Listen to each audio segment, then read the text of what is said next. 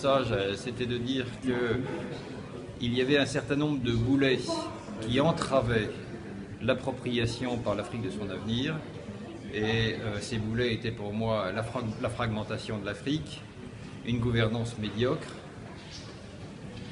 une grande pauvreté, et notamment une grande pauvreté culturelle, c'est-à-dire des problèmes d'éducation, des problèmes de formation, et enfin, je dirais, la tentation de repli sur soi ou le refus d'une certaine génération qui a été aux commandes à faire le bilan de son action et de savoir passer la main à la génération qui monte. Et puis, pour chacun de ces thèmes, j'ai évoqué ce qui me paraissait porteur d'espoir comme chemin déjà emprunté ou à emprunter pour maîtriser ces boulets.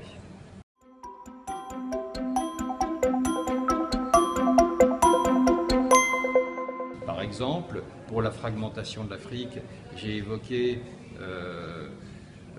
d'une part l'exemple de ces pays qui étaient capables de forger un État-nation et qui leur permettait donc d'envisager leur avenir de façon plus sûre et plus solide.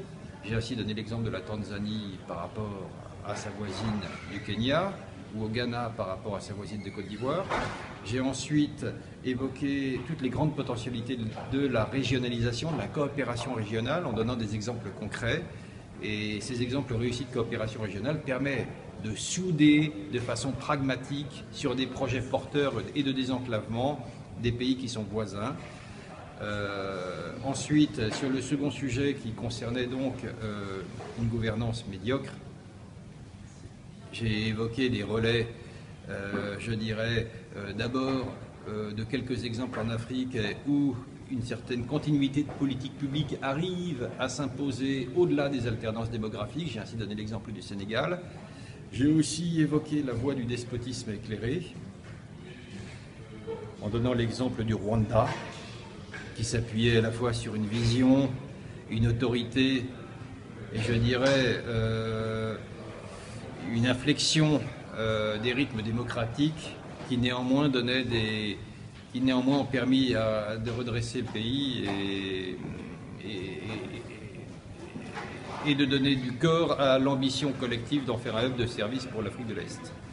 Et enfin, j'ai évoqué la société civile, qui devient, je dirais, un antidote à la gouvernance médiocre, avec la puissance des relais sociaux qui ne cessent de se développer en Afrique, le rôle des femmes qui devient croissant et qui, pour moi, sur la base de tout ce que j'ai vu, sont quand même davantage animés par un esprit, je dirais, de sensibilité à l'intérêt public.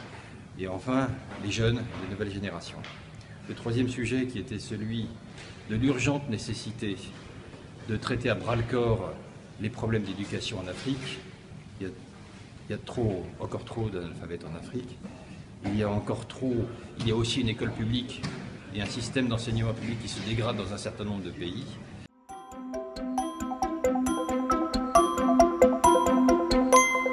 Bon, ben écoutez, ma phrase de conclusion, c'est de dire qu'il y a une urgence sur l'Afrique, c'est de créer des emplois. Voilà. Il faut créer des emplois qui sont des emplois durables.